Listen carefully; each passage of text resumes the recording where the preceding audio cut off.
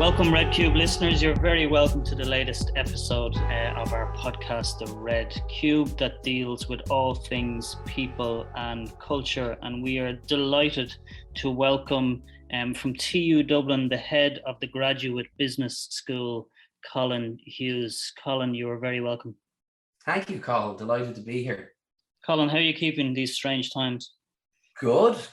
We're busy. We're busy building a new university and relaunching a graduate business school. And great to see staff and students continue to return to our various campuses. So all good. A bit of sunshine out there today. So yeah, the mood is good.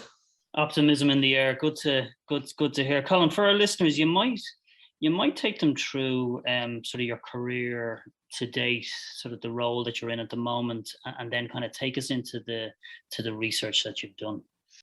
I suppose at the moment I'm head of the Graduate Business School, TU Dublin. As I say, we're transitioning at the moment and doing a big reorg, but essentially come this September, our new structures will be in place. We've about 45 postgraduate business programs, a large portfolio of executive education programs. We run programs with leading Irish and international organizations and so on. So it's quite a busy role. Prior to that, I've held a whole bunch of roles over nearly 20 years in TU Dublin or DIT before that, heading up executive education or MBA program and a bunch of other kind of management roles in different areas and schools like marketing and retail and so on. Prior to that, I did a few different things, and I worked in sales for a period in Irish Life, had a couple of marketing roles and so on. So quite varied, but came into TU Dublin, never thought I'd be here this long, but keep changing roles every couple of years, so keeps me interested. An interesting time for us, and an interesting time for I suppose a lot of the research I've been doing in recent years. Yeah, and Colin, the hot topic at the moment, right? So you're on trend. I never thought you'd be as on trend as you are at the moment, but look, the hot topic, given the experience we've had over the last couple of years, is workplaces and how their way of working for now and the future is going to look. Will it be hybrid, remote, some sort of flexibility? So share with the listeners the research that you've done, and looking forward to hearing about that. Yeah, so a really pivotal point, I suppose, in organizational life and in people's working lives. I think we're seeing that huge shift at the moment, this hybrid paradox, as some people call it, as we return to life post-COVID and we try and figure out what that blend will look like. And from speaking to a lot of organizations, they're trying to figure out what that blend looks like. And some people have made those decisions, and a lot of people are probably waiting, giving a little bit more time. I think the balance to be struck now is the expectations of individual employees versus the expectations and needs of individual employers. Simon Sinek, your listeners will know quite well. He's famous for the why when he talks about purpose and so on. And I think about the why when, as a response that employees will have to many employers when they tell them they have to come in 4 days a week, right?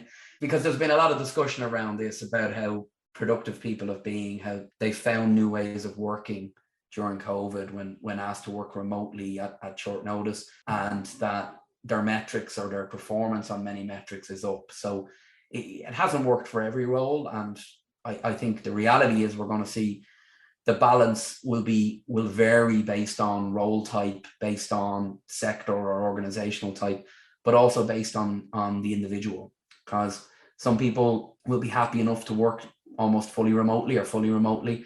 Other people crave the office environment and the energy that they get from being with people on a daily basis and so on. And then everyone has different setup, right, at home. And that can be stage of life. And, if you have young kids running around at home, which I did during COVID, maybe you want to go into the office, but at the same time, it's good to be able to be there and spend some time with the kids, during the day at break times and not have those long commutes. So yeah, it's going to be really interesting. It's an interesting time for me. I've done quite a bit of research on remote working, virtual leadership, hybrid leadership, and so on, pre-pandemic, and then also throughout, like last year and this year, with our postgraduate students and some of our industry partners looking at, I suppose, feedback around remote working and expectations into the future. And I think the important thing about that is what I always say to people is, and particularly our students, our postgraduate students, when they're conducting research, is you have to separate remote working during COVID from remote working. And what I mean by that is a lot of the research I've done was conducted pre-COVID. And I suppose when you talk to those people, when I interviewed people, they talk about having this balance and flow in their lives and the work-life balance, and really, I suppose, being able to leverage the benefits of remote working. And we haven't had as much of that during COVID, because what COVID has brought is a huge amount of additional pressure onto organizations and individuals.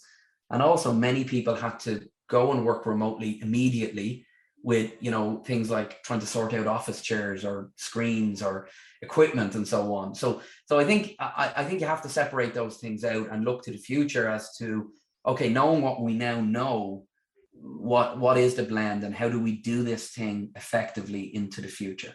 Right, Colin. And the title of your PhD again, remind me what that was. Well, the PhD examined virtual leadership, trust building in virtual leadership.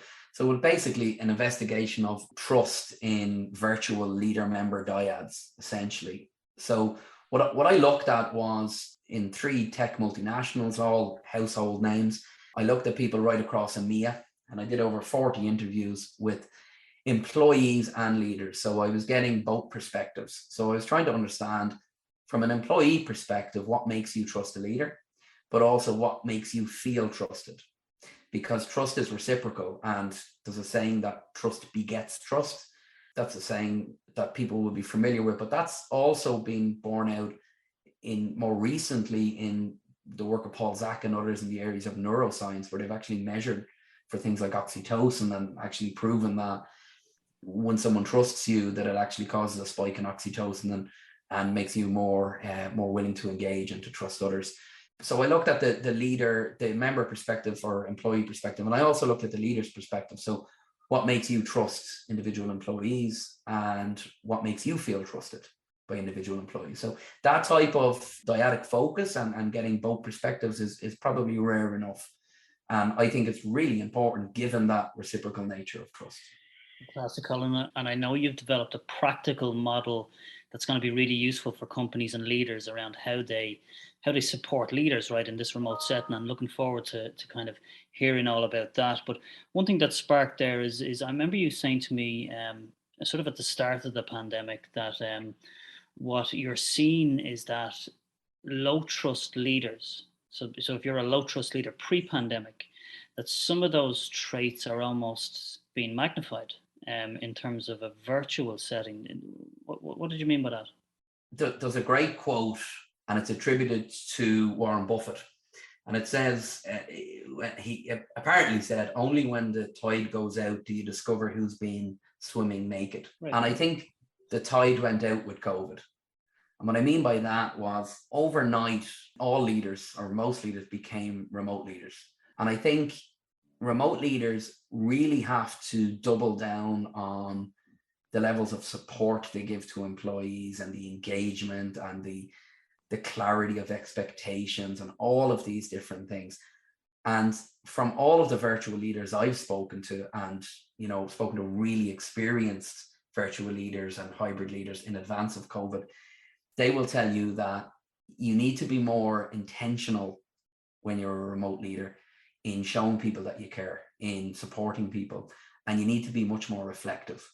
So I love that quote because I think it really kind of shines a light on the fact that it shows how good of a leader you are when you're in a remote setting in many ways.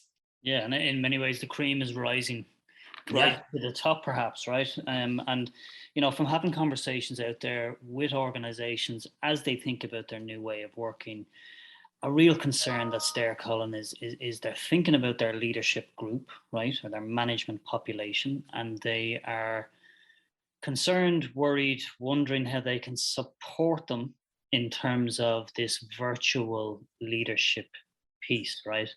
And I think that brings us on nicely to the SOAR model, which you have developed, the S, the O, the A, and the OR. And Colin, maybe let's take us through the SOAR model. Yes, okay, great. And I think before I do, I'll make the point, I think that I think pre-COVID, most people probably assumed that managing people remotely was the same as managing people sitting beside you in the office.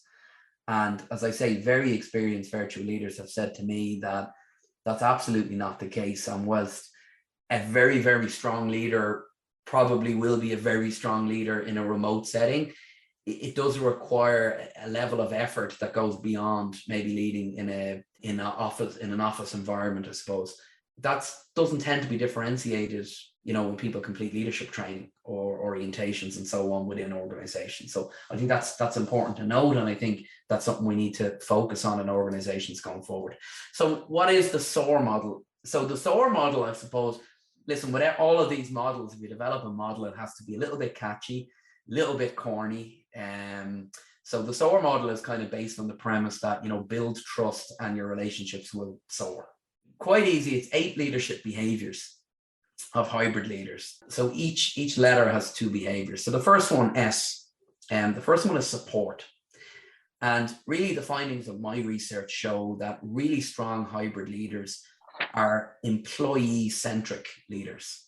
So that's a term that I've kind of coined that I like, in that they're really focused on the individual employees, both personally and professionally.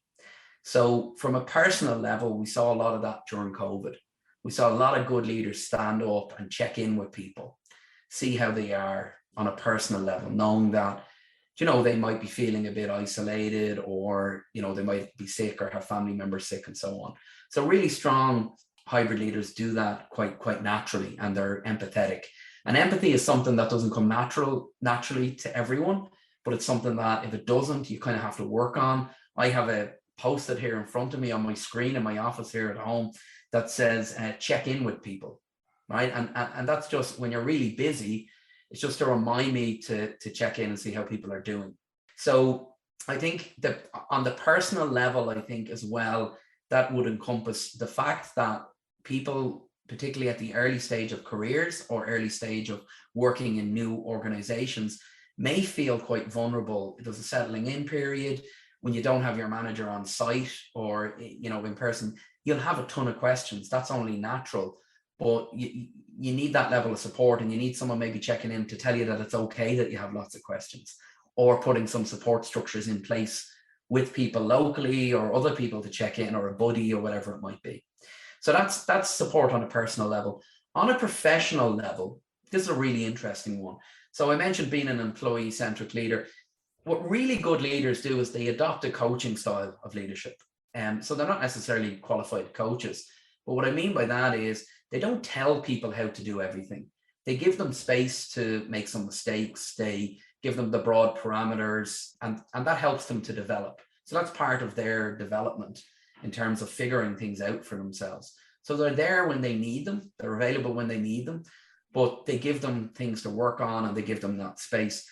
And I found some really fascinating examples in my own research over the last few years, where very good virtual leaders actually went out on a limb to give people a platform within their organization. So what I mean by that is, where people that were working remotely, fully remotely in some cases, they reached out to other leaders in the organization and said, hey, you need to talk to Cathal. Cathal's on my team, and he's an absolute expert in podcasting, right? So you need to talk to Cathal. So what they were doing there is giving them a platform and giving them a visibility within the organization, which would help their career progression. Just on that, Colin, that's really interesting, right? Because often our tendency is to just focus on our own job, our own team, right? But what I love about that is we're encouraging leaders to is it to promote their team members throughout the business, or how do you see that?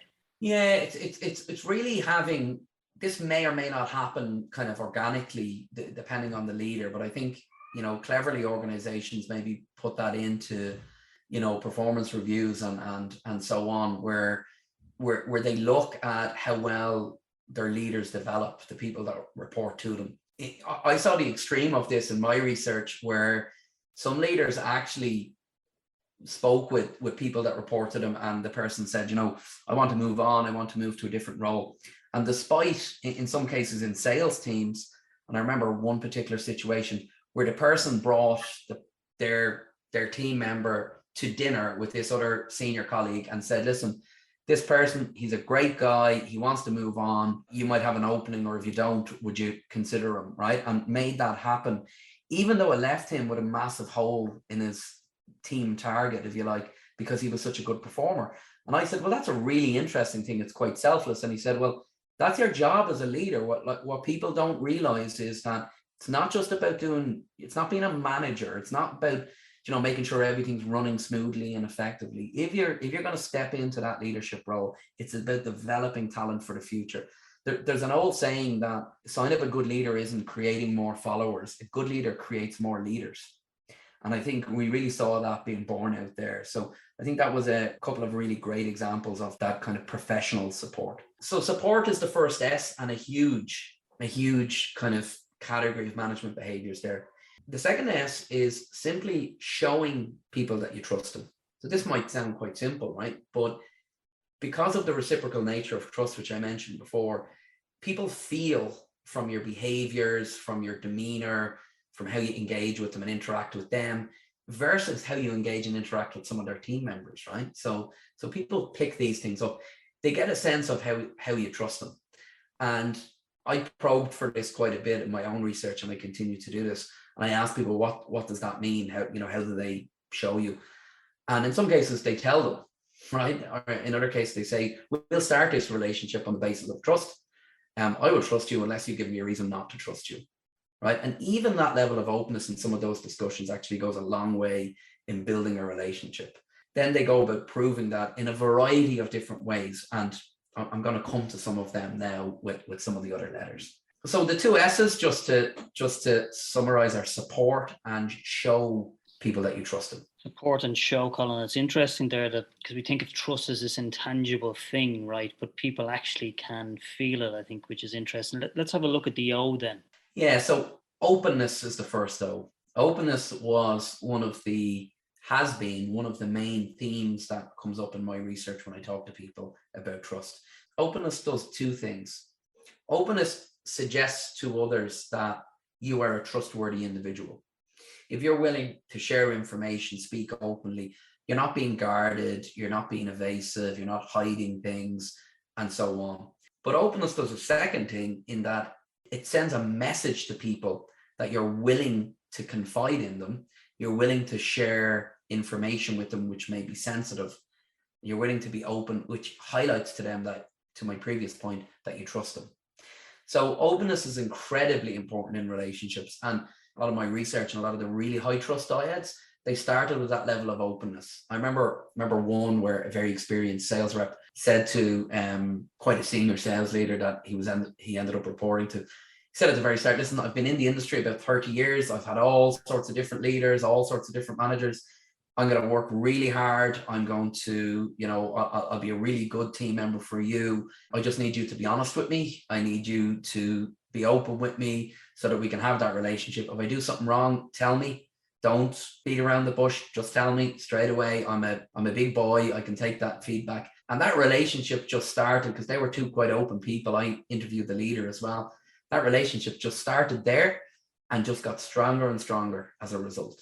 I did come across other relationships that I had a really good example, for instance, of a new leader who stepped into a role, and his one of his employees told me, he said he was in the role, he visited our office, never came to see me. I'd been in the role maybe 2 weeks, and small enough team, no engagement. So I had to reach out to him and say, what's happening here? Did you know I was in the office, right? So those initial interactions with people, I think, can be quite crucial. So openness is a really, really important leadership behavior. The other O is other people. Consider other people's disposition. So what I mean by that is we are all along a continuum of trusting disposition. Some of us are really high trusters and we trust people, emphatically, and immediately and sometimes to our detriment, right? So you need to be smart, as Stephen Covey says, smart trust. Others are quite cynical and maybe they've been burnt in the past and they trust nobody, right? And we probably all know those people. So there's a conspiracy behind everything and everything is a negative outlook and so on. The majority of us are probably somewhere in between those polar opposites, if you like. Now, I found in one of the studies I did, I found 3 dispositional profiles, if you like, right? So I asked 2 questions about disposition. So I asked them, do you think people are generally trustworthy? Just generally, do you think people are trustworthy? The second question is, when you meet someone for the first time, do you A, trust them straight away, B, distrust them, C, wait for more information, right? So I kind of figured out there's 3 profiles of people. One is people aren't generally trustworthy, so therefore I don't trust them straight away. So they will be our low trusters. The next one is, yes, people are generally trustworthy, so I trust them straight away. So that's the opposite of that.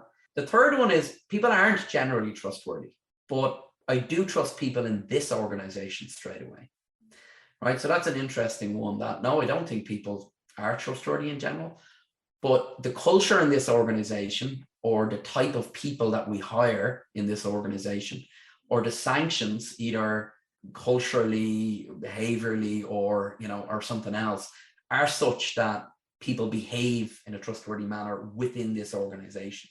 Or in some cases, hey, it's such a fast-paced environment, you've no choice, right? You kind of have to trust them and move on. But again, I think the culture underpins that, because they very quickly, they do that once, and if that was a negative outcome, they wouldn't do it again, right? So there's that third trusting profile that probably needs a little bit more unpacking, and that probably for your listeners, in terms of creating great workplaces and great cultures, that really kind of, I suppose, supports the idea of getting that cultural fit, hiring people that are hiring for values and things, and not just for performance, if you like, and making sure that you then also have a culture that people fit into, where people know what's acceptable and what's not acceptable. Yeah, and hiring for trust almost as well, right? Because people have a different level in terms of their propensity to trust or not. That example you shared, Colin, that came up from your research, where the individual talked about how the manager come and he or she had visited the other team members but never came to visit me, right? So one of the things that's coming out in terms of a concern for workplaces is that leaders will now have some people who are physically in the office with them perhaps, and some people within their team who are in a virtual setting. Is that going to be an issue, do you think, going forward? Or hugely challenging. There's a lot of research on this. There's decades of research on trust in remote teams. What you tend to get in some cases is this us versus them. So what you can have is, you can have a multitude of different options with all of this. So you can have a leader based in an office with, some members of the team in that office. And then you can have other members of the team either in, let's say, a regional office or working from home and so on. So let's take the example where you have half the team co-located with the leader and half the team in a regional office, which I've had, an overseas office, which I've had in my research. There is that very much that us versus them. And there's a perception, whether realized or otherwise, that the people that are co-located with the leader are building really strong relationships. They're having coffee with each other the whole time. They're having lunch with each other the whole time. And that's not always the case, right? But that can be the perception. And that, as one person said to me, I'm here in Austria, that person's based in Dublin with the leader. He gets to take one person with him through the organization in terms of his favorite mentee, if you like. Is that going to be me, who he sees once a year? Or is that going to be that other person who he has lunch with a couple of times a week or a month? So there are those perceptions. And there's also things around just individuals then working by themselves at home and them feeling maybe a little bit isolated and disconnected. So good virtual leaders are deep reflectors, and we'll come to that a bit later, but they're aware of these issues, and even coming down to the situation where they say, okay, you folks that are co-located in an office together, don't come on a team call all on the one screen. Do it from your own PCs. Like, it's simple things like that, right? That kind of even creates the optics of that everyone has an individual voice in this, and it's not us versus this big team, and they look like they're all having the crack in the office there, and we're isolated. There's going to have to be a real consciousness, I think, on the part of leaders when they think about the makeup of their team, their own situations, and like the nuances there are really important. Even people coming together on that one screen, right, and how that's perceived, if you like. So we've got the S and the O. So we're on to A. The first A is ability. In my research, in most of my research, the leaders were seen to be quite capable and high levels of ability based on their experience and so on. That's not always going to be the case in terms of leadership ability. And I think what you tend to have in many organizations, and organizations are more sophisticated these days in how they do this, but someone's a good individual contributor and they get promoted to a management leadership role because of that. Now, that's an issue because leadership is a very different thing. If leadership is employee centric and it's about being selfless in many ways, if you take your best individual salesperson who is knocking it out of the park in terms of sales targets and make them a sales manager, you're doing two things. You may be taking away their individual target and their individual sales skills and that type of thing, and then putting them in charge of a group of people who maybe they have no interest in being a people manager, a sales leader, but that was the only logical career path for them. Now, people can earn very good money in sales, so that's not always the case. But look at that, like that's just a sales example, but look at that in every different type of role, right? So I think we need to be recruiting people with leadership potential, and we need to be fostering that. We need to be giving them very strong guidance and support and training and development and so on, and giving them that room to grow. But I think that's something that not every organization gets right. The big ability piece that comes up when you talk about hybrid leadership is your ability to communicate effectively. And that includes things like being able to set clear expectations. You might not have the opportunity to tell the people a second time, right? So if people you're not seeing them in the office, right? And being able to maybe clarify things really smoothly or quickly. So you have to clarify expectations. You have to be very clear in terms of the ask and the communication.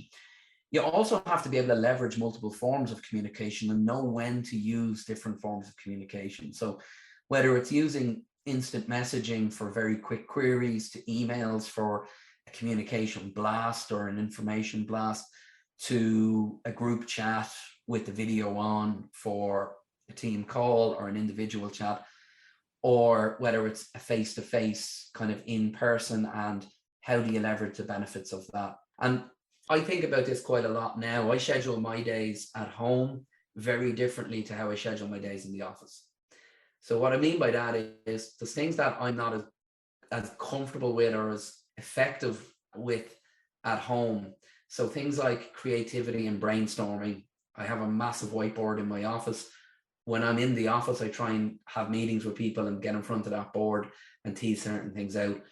I like to connect with people, buy them a coffee, catch up with people when I'm in the office. So I try and schedule my day very differently than my at-home days, where I'm probably still guilty of packing in 100 meetings a day, back-to-back Teams or Zoom calls. So I think good leaders are very good at figuring out how they get the blend with individuals. So I need to catch up with Cathal every X period, maybe in person, if you like, whereas other people are very comfortable with the virtual piece and they might need to meet as often. So for instance, if you differentiate between a new hire, you might need to go and visit them a lot more or see them in the office a lot more, versus a very seasoned person who's very comfortable with the remote working. It's been working that way for years, and every now and again you'll meet them, but you'll really use that time, that valuable time. You talked about the channels there, Colin, which is interesting, right? And I often wonder, like, who's listening, right? I know a couple of organizations we spoke to over the last few weeks, and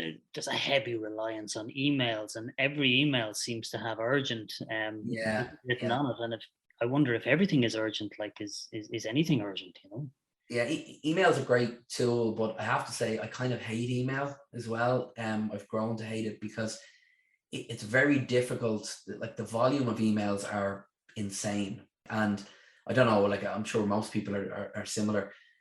You know, on a daily basis, I'm getting emails from colleagues, students, bosses, partners in industry, graduates. Like it just, you know, sales emails and all sorts of different things. It's nonstop.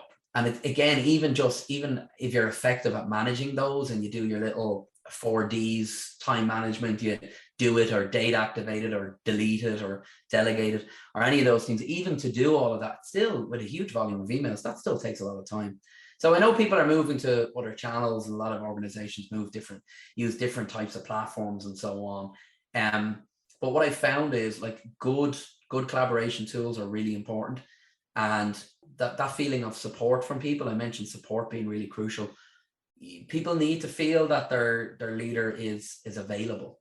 You know, that notion of perceived proximity is really important in virtual kind of working arrangements. So if I'm stuck on something, I know you're busy, Cathal, and you're my manager. Can you just, I'm going to send you a quick WhatsApp or a quick IM. Can you just give me a green light on something? Or can we jump on a call for literally 5 minutes and give me your perspective on something? They're the things that sometimes people need, either permission for something or a bit of objective thinking around something, a bit of advice. That's interesting. So the perceived proximity piece, Colin, is what are you doing? You're bridging the gap between kind of that sense of maybe distance that people feel, is it? And good leaders are aware of this? Yeah, so perceived proximity talks about this whole notion of how proximate or how close you think someone is or they feel. And I remember reading an article a number of years ago, I can't remember the author, but they talked about virtual leaders or remote leaders it needs to feel to employees like that leader is down the hallway, so that when I need you, I can get to you. I think in making yourself available and making that effort for people, you're actually sending a clear message to them that you're here to support them, instead of just saying, oh, I'm too busy and sorry, I'll get back to you when I can. You know, like if you're really taking your leadership role seriously, well, then you'll make time and you'll get back to them and support them, because they have a roadblock and they need you to help them through that. It's great, Colin. And the second part of the A then, so we had ability. The second part is one of my favorites. The second part is autonomy. And to me, micromanagement is the death of trust in many ways, right? And autonomy I talked about this a little bit already, give people space to make mistakes, to take risks, to allow that level of vulnerability. Like, don't tell them how to do a task, ask them to do a task and let them in some ways come up with their way of doing it. Obviously in a sensible way, right? Depending on the task. But given that level of autonomy, anyone I know personally, professionally, that enjoys their role has a fair bit of autonomy in their role. And I think it's curious to see during COVID, with heightened levels of remote working, we're seeing a lot of tracking software and things like that. And there's an interesting relationship between trust and control. And there's been, again, decades of research on this. And I think the research falls down in favor of this complementarity kind of view of trust and control. So they're not necessarily mutually exclusive. You can have certain controls, and certain controls can help people trust them because there's a safety net, if you like. But then also levels of trust then means that explaining certain controls is easier as well and justifying them. So I think there is a balance to be struck there, but I'm not so naive to think you need no controls in relationships or organizations. But I definitely think autonomy is so important. And any of the low trust relationships that I've examined, that I've uncovered in my research, are ones where there's those levels of micromanagement and, you know, where are you at with this? And tell me, you know, give me an update. But no, how can I help you get this to the next stage or the next level? You know, so that's a very different type of discussion.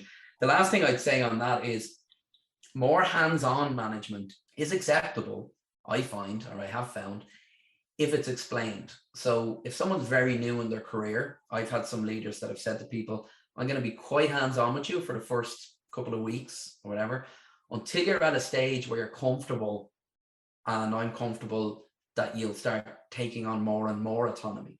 So it's like, it doesn't have to be, you know, 0 to 100 with autonomy on day one. But I think the employees need to understand the approach you're taking. And similarly, where people have made mistakes or are struggling with something, the leader might say, right, I'm going to step in, we're going to work through this together, I'm going to be a bit more hands-on. But that's explained to people. And I think once that's explained, I think, well, then a little bit more hands-on management is okay. I mean, that's interesting, right? So conscious leaders, like there's always opportunities and moments to allow for autonomy to take place, and I think being conscious of that is important, right? And then on the second piece, then what I thought was really interesting was actually good leadership. You're almost contracting with your employees and your team members to say, look, at this particular moment, I'm going to be this type of way. We're going to work on this together, whether it's you're a new employee or not. So I think that contracting piece is really important. And then that takes us on to the OR. Okay, and the ORs, again, we've mentioned some of these things, and I'll be quick on these. There's two ORs again. One is reliability, right? And that goes to promise fulfillment and so on. And I've mentioned this, some of this can be, supports and so on. If you promise something, to do something on behalf of an employee, for instance, or help them with something, or to get back to them with something and so on, it's about fulfilling those promises. And I think we can all be guilty of not getting back to people on time. I know certainly I can, because something happens, the day gets away from you. And you might think, oh, sure, listen, that's one of 100 tasks I had to do today. But for that individual employee, that's incredibly important for them, because it was only one task you were doing for them, right? So again, it's just being conscious of the impact of maybe not being able to get back to people. And what I found on that, for me personally, it's about managing expectations and managing my time and diary, and not trying to shoehorn things in, and being a bit more realistic to say, I'm not going to get to you this week, but I'll definitely make time to do it next week. So it's that type of thing. Reliability can also be, a lot of those promises can be about helping people clear roadblocks, maybe in complicated global organizations, about you might need to step in because I'm having a difficulty with the team in X country and I'm getting no traction with them. So you might have to step in as someone more senior and make this happen, or have a word with someone. So there could be a bunch of different things there, but employees rely on their line managers and their leaders like a lot. So it's being reliable. The second OR we've mentioned is to be reflective, and a reflective leader. And I've mentioned this already, so I won't dwell on it, but good virtual leaders, I think, spend a lot of time reflecting on the needs of those remote employees and understanding what it is that they need at any given time, and what might be happening on the ground that I'm not aware of, and is there additional supports, is it time for a face-to-face, is there any, all of those things. And coming back to when was the last time I had a coaching conversation with them, or a developmental conversation with them, and those things don't always happen as naturally on Zoom calls, So I remember someone phrasing this really beautifully in my own research. They talked about the leader going beyond the agenda focused nature of video calls. So going beyond the agenda and really having those kind of more personal conversations and more connected conversations. And again, that's something that leaders will reflect on and say, when was the last time I had one of those conversations? So yeah, I think good virtual leaders, in summary, are highly reflective. Would you like me to summarize very quickly? So the SOAR is support and show them you trust them. The O is openness and consider the other person's disposition, how willing they are to trust. The point on that is really consider their disposition. I probably didn't make that point. Is that what that means is you might be doing all of the right things, and it might simply take you more time to build trust with somebody because they have a low disposition. So that was the point I probably failed to mention there. So apologies for that. The two A's are ability to communicate really and to make yourself available, and autonomy, and be careful with the controls and the micromanagement.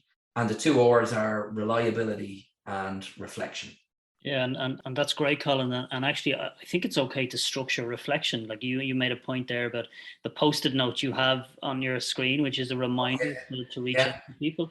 That's absolutely fine. And I know we sort of made a little joke about the acronym, but like in an age where everyone is busy and there's lots of information, coming from all over the place, a useful model like that can be so powerful in terms of for managers and leaders. Can I just ask you, Colin, about often we find ourselves talking to leaders in workplaces where, an incident has happened and trust has been damaged. It often happens within workplaces, right? There's then a fear or a worry or a concern, well, can we ever rebuild? Any thoughts around trust repair? Is it possible? And can it be done?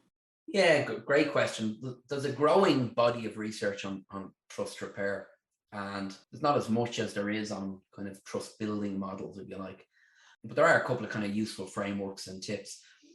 All I can say on that really, or maybe the most beneficial thing, is that I found a bunch of instances of trust repair in my research to date. I found instances where trust was really, really low, or in fact, there was distrust in the relationship. The research distinguishes between the two. So having low trust is maybe having a low level of low willingness to be vulnerable to somebody, low level of confidence, some people will say. Having a level of distrust in someone is having actually negative views towards them. So I found very, very weak trust or distrust relationships can and have been rebuilt. I'll give you a great example of this, actually, just to finish off. One of the leaders I spoke to in my study talked about a guy that reported to him. He felt that he was a little bit inappropriate in the office. He was a little bit unprofessional.